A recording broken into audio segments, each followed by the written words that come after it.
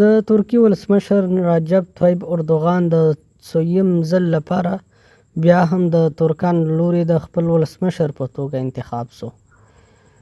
د ترکیې د انتخاباتو په دوهم پړاو کې چې په لومړي پړاو کې هیڅ یو کاندید هم 50 رایې نه وي پوره کړي، په دوهم پړاو کې ښاغلی اردوغان د 50% څخه زیاتو رایو په خپلولو سره وکولی شو خپل حریف ته ماتې ورکړي او خپله د ولسمشر په توګه پاتې شي. د افغانستان د بهرنیو چارو وزارت ویان ښاغلی عبدالقهار بلخي د افغانستان د رئیس الوزرا محترم ملا محمد حسن اخوند د مبارکۍ هغه پیغام خپور کړی چې د ترکیې ولسمشر رجب طیب اردوغان ته یې وړاندې کړی ده.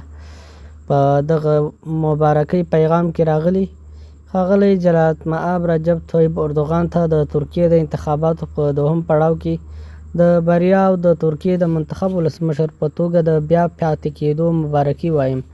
له الله جل جلاله څخه هیله لرم چې ترکیې هیواد ته چې په سیمه او نړۍ کې ځانګړی اهمیت لري لا قوت، ثبات او د دین د خدمت ور په برخه کړي.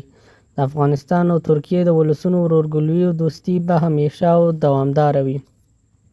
فکر کوم کېدای شي د افغانستان مبارکي د ښاغلي اردوغان ته لومړنۍ مبارکي وي. د دې څخه وړاندې د هیڅ کوم دولت مبارکي لا تر اوسه هم نه ده راغلی.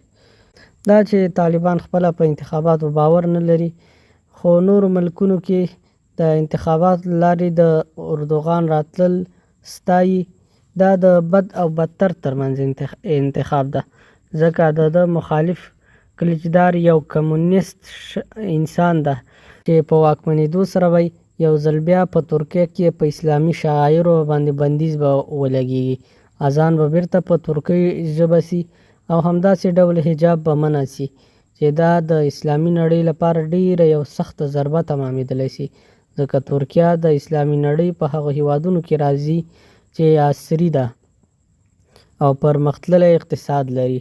نو له همدې امله که چیرې دغه هیواد بیرته د سیکولریزم په لور وخوځېږي نو ضرور به اسلامي نړۍ ته یا زیان ورسیږي. نن د انتخاباتو پر مهال یو ترکۍ میرمنې د رایې ورکولو په وخت کې خبریال ته وویل چې دا زما پر سر پړونی او حجاب مې د اردوغان له برکته ده. هغه په همدې حالات کې په ژړا شوه او د ووټ صندوق خواته روانه شوه. د اتاتورک پلویان به اوس پرته له دې چې غم او خفګان وکړي نور به څه به نه یې ورته پاتې. مننه چې تر دې دمه راسره پاتې وئ.